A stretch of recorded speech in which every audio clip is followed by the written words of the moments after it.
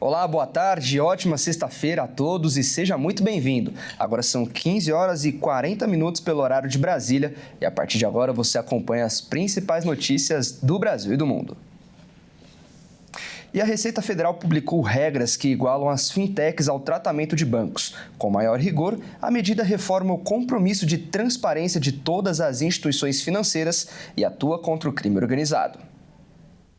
No mesmo dia em que 3 operações policiais combateram um esquema bilionário de organizações criminosas, a Receita Federal anunciou um novo esforço para conter a atuação de fintechs em favor de facções do crime organizado. Uma nova instrução normativa, publicada no Diário Oficial da União desta sexta, equipara as fintechs aos bancos, passando a ter as mesmas obrigações de transparência exigidas há mais de 20 anos das instituições financeiras tradicionais.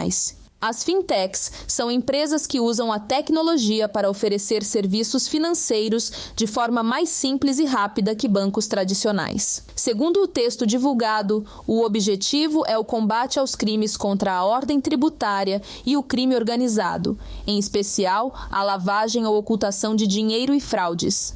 Apenas uma fintech movimentou 46 bilhões de reais em 5 anos em esquema ligado ao PCC e outra recebeu 10 mil depósitos em dinheiro vivo para uma das fintechs no valor total de 60 milhões de reais. Para a Receita, quem mais se beneficia da falta de transparência das fintechs é o crime organizado. Afinal, o que é uma fintech e o que diferencia de um banco tradicional? O CEO da AIS Partners e especialista em fintechs, Wagner Moraes, vai falar mais sobre o assunto. Boa tarde, Wagner. Seja muito bem-vindo ao Redação HIT. Sim. Olá, boa tarde. Eu agradeço. Uma honra muito grande. A gente que agradece. Wagner, vamos começar essa entrevista explicando para o nosso público o que é uma fintech. Qual a sua análise como especialista? Joia, maravilha. Essa questão, já é bastante importante para que a gente possa entender, tá? Porque esse é um movimento que já vem ocorrendo aí com bastante força ao longo aí dos últimos anos, ou seja, já novos entrantes, né? O que é uma fintech?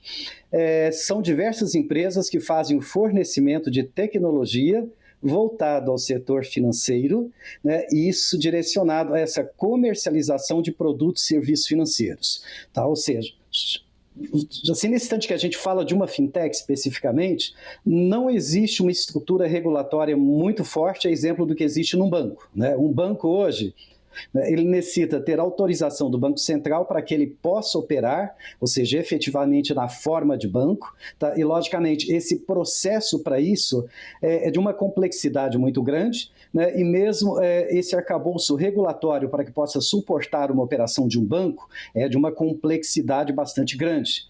Tá? Exige essa estrutura forte, ou seja, na parte de controles, né? E, logicamente, todo um nível de controle e de regulação para que possa atender toda essa legislação do Banco Central, né? Então, quando a gente fala de uma fintech, não, ela não se equipara necessariamente a um banco, ela não tem necessariamente autorização do Banco Central para que possa operar, e ela acaba entrando em diversas áreas do setor financeiro como um todo, sem esse nível de controle adequado. Perfeito. E o Brasil se destaca como o principal hub de fintechs na América Latina, com o maior número. São mais de 720 fintechs brasileiras, o que equivale a 24% de todas as empresas de finanças digitais ativas na região. Quais são os fatores responsáveis por esse crescimento das fintechs no Brasil?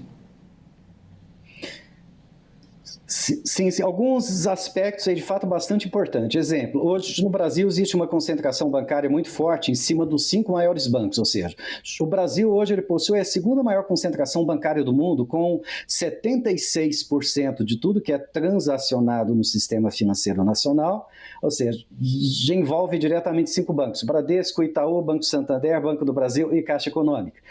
O Brasil ele só fica abaixo da Holanda, mas a Holanda é um caso à parte, concentração bancária da da Holanda está na casa de 99%, mas equivale dizer que existe uma quantidade muito mínima de bancos.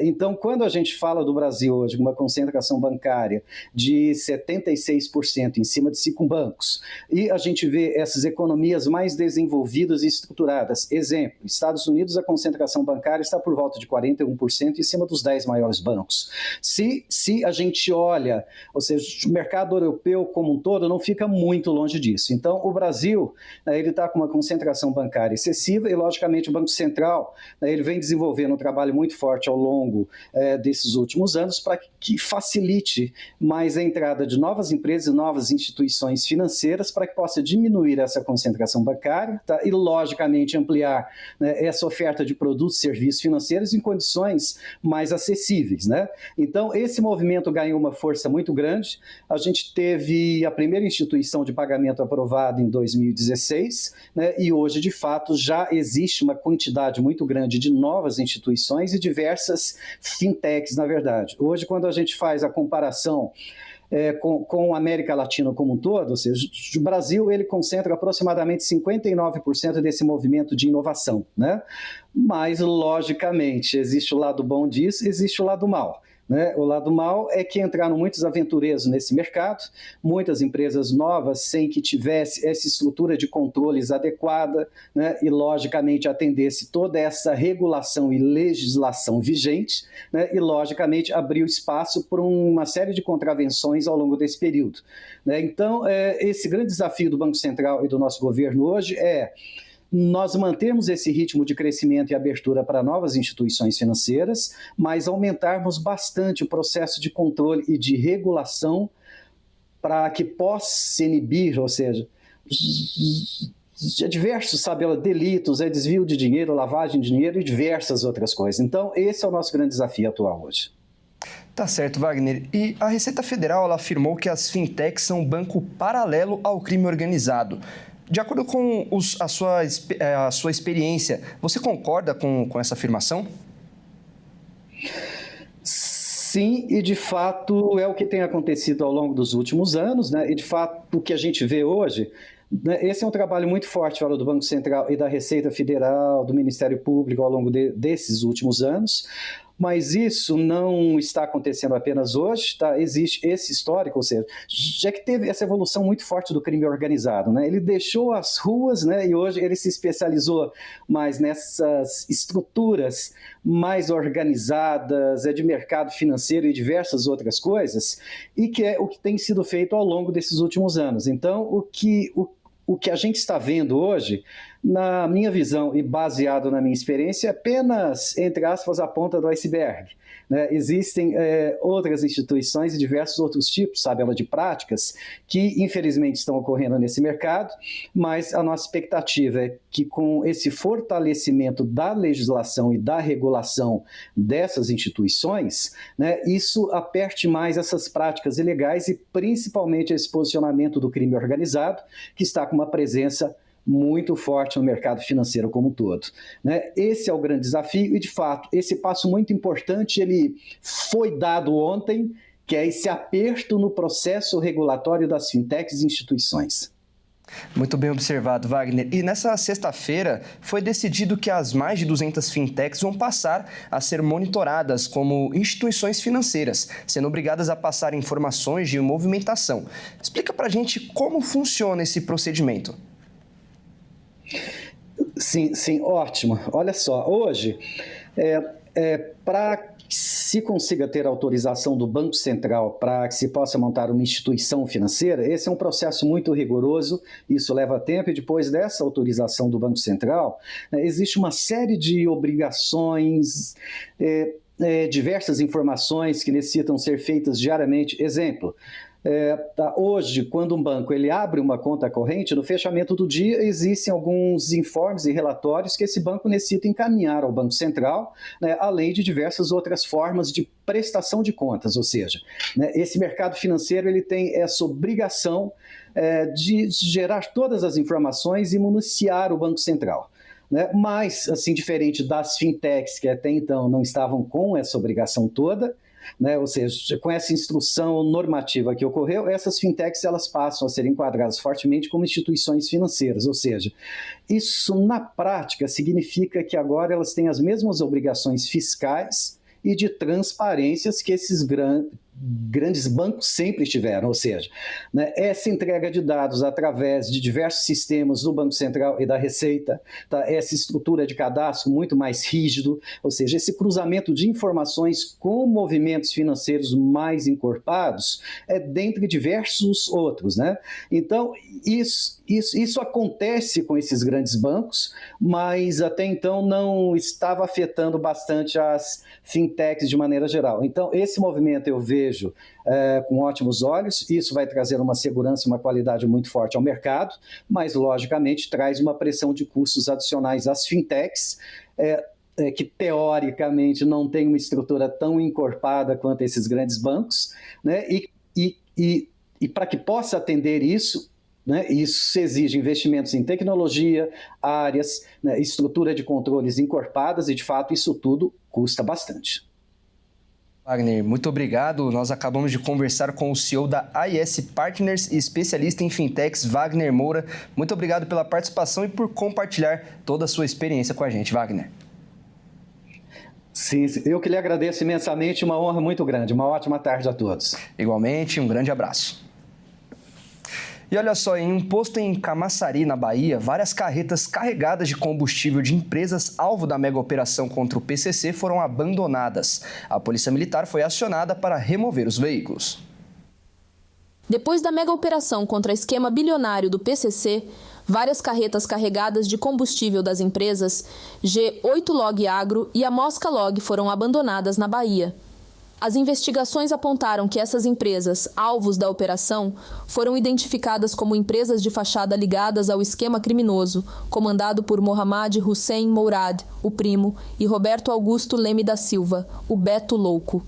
Eles ainda estão foragidos. Criada em fevereiro do ano passado, a G8 Log atua no transporte de cana-de-açúcar e etanol para usinas do grupo Itajobi, mas funciona como parte de uma rede usada para ocultar patrimônio e mascarar a real propriedade dos ativos. Seus veículos estão registrados em nome da Blue Star Locação de Equipamentos, também considerada empresa de fachada. A Mosca Log operava de forma integrada a G8, usando a mesma logomarca e número de telefone, além de compartilhar frota registrada na Blue Star. Ambas transportam etanol e cana para as usinas ligadas ao grupo, reforçando a estratégia de criar múltiplas camadas societárias para lavagem de dinheiro e blindagem patrimonial.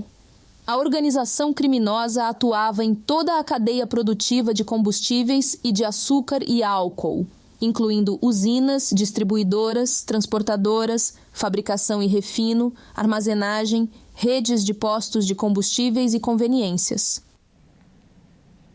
O entregador de aplicativo está em coma no Rio de Janeiro. Ele recebeu por engano uma substância usada para a limpeza de máquinas durante uma sessão de hemodiálise. A família denuncia que ele foi intoxicado por ácido peracético e registrou ocorrência na polícia. Vamos ver.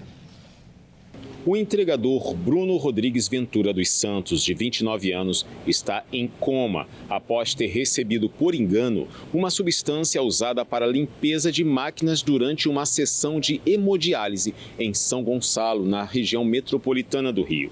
A família denunciou que ele foi intoxicado por ácido peracético e registrou ocorrência na polícia. Na última quarta-feira, Bruno chegou à clínica Nice Diálise, conveniada ao SUS, para mais uma sessão de hemodiálise. Enquanto os pais aguardavam do lado de fora, perceberam uma movimentação incomum. Cerca de 1 hora após o início do tratamento, um tumulto tomou conta do local. Foi aí que eles viram o filho sair inchado, sangrando e entubado. De acordo com o laudo do pronto-socorro, o entregador deu entrada após apresentar rebaixamento do nível de consciência durante a sessão. O documento aponta ainda que ele sofreu hemorragia com edema cerebral. O pai da vítima registrou boletim de ocorrência por lesão corporal. A declaração também cita que havia resíduos do ácido na máquina utilizada para filtrar o sangue do entregador. O ácido peracético, que foi usado por engano durante o tratamento, é usado para desinfecção das máquinas de hemodiálise, mas não pode entrar em contato direto com o paciente. A família afirma ainda que, no dia do incidente, a técnica de enfermagem responsável pelo atendimento havia sido trocada. A Secretaria Municipal de Saúde e a Defesa Civil de São Gonçalo informaram que a fiscalização dos serviços prestados cabe à Vigilância Sanitária Estadual, que já foi notificada sobre o ocorrido. A clínica ainda não se pronunciou sobre o caso e Bruno permanece em estado gravíssimo. A Polícia Civil prossegue com a investigação. Em Santa Catarina, uma idosa decidiu se aventurar. Ela encarou uma das atrações mais radicais de um parque, uma torre de queda livre com 100 metros de altura. Durante a queda, a atração atinge até 120 km por hora. Acompanhe.